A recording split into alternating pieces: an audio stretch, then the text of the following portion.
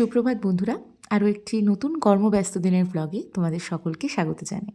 আমার কিন্তু good morning হয় জিমে এসে। তো এক্সারসাইজ করে আজকে খুব টায়ার্ড হয়ে গিয়েছিলাম। তারপর এই প্রোটিন শেকটা নিয়ে নিলাম, নিয়ে তারপর বাড়ির পথে যাত্রা শুরু করে দিলাম।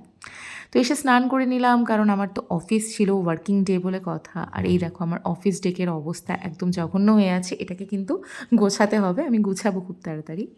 তারপর আজকে ব্রেকফাস্টে খেয়েছিলাম মুসলি, ফ্যাট ফ্রি মিল্ক, তার সাথে কলা ছিল। তো ব্রেকফাস্ট খেতে খেতে একটু বসে বসে এই সেই কিছু জিনিসপত্র, ইম্পর্টেন্ট জিনিসপত্র ভাবছিলাম আর কি। তারপর কাজের ফাঁকে গ্রিন টি খেলাম। সকাল থেকে তেমন চাটা খাওয়া হয় না, তো মাঝে মধ্যে গ্রিন টিটা খাই। তো এদিকে আমার একটা পার্সেল চলে আসলো, যার মধ্যে rice oil free face moisturiser ছিল, মামা আর্থের এই উইন্টার উপলক্ষে আমি আনিয়েছিলাম। আর এটা একটা ছিল সুইস বিউটির হলোগ্রাফিক আইলাইনার। এটা কোনো অন্য একদিন, মানে বিয়েবাড়ি আছে সামনে, তো অ্যাপ্লাই করে দেখাবো। আজকে মা বাবার একাদশী, তো মা খুব সুন্দর করে পুজো দিয়েছিল। বাবা অনেক ফল এনেছিল, কারণ মা বাবা তো আজকে ফলই খাবে মেইনলি, তাছাড়া কর্নফ্লেক্সও খাবে। তো দেখো বাবারা কেমন হয়, বাবা মারা, মানে বাবাকে অনেক দিন আগেই বলেছিলাম বাবা কিউই পেলে এখানে নিয়ে এসো তো। আর বাবা যেই বাজারে কিউই দেখতে পেয়েছে সেই আমার জন্য নিয়ে আসলো কিন্তু। আর আমার কিন্তু কিউই খুব ভালো লাগে। আজকে দুপুরে খেয়েছিলাম ব্রাউন রাইস, আলু সয়াবিনের তরকারি আর আলু ভাজা, আর তার সাথে একটু স্যালাডও ছিল, যেটার ক্লিপ আমি নিতে ভুলে গেছি। তো মা বাবা এখানে ফল খাচ্ছিল বসে আর কথা বলছিল, তো মা বাবাকে দেখে আমিও একটি কিউই কেটে নিয়ে আসলাম, যে চলো মা বাবার সাথে বসে খাবো। আর কিউইটা খেতে কিন্তু খুব টেস্টি ছিল, আমার খুব ভালো লাগছিল কিউইটা খেতে, সেটাই মাকে বলছিলাম।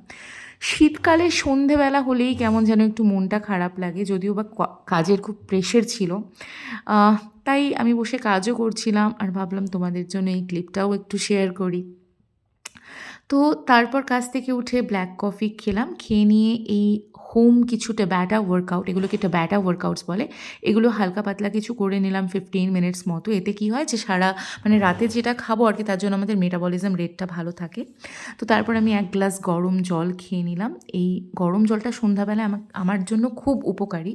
তো তারপর ফ্রেশ হয়ে এসে ফেসে ময়শ্চারাইজার অ্যাপ্লাই করে নিলাম, কারণ একটা সময় না সারাদিনে যতই কর্মব্যস্ত থাকো না কেন, নিজের জন্য কিন্তু একটা সময় দরকার।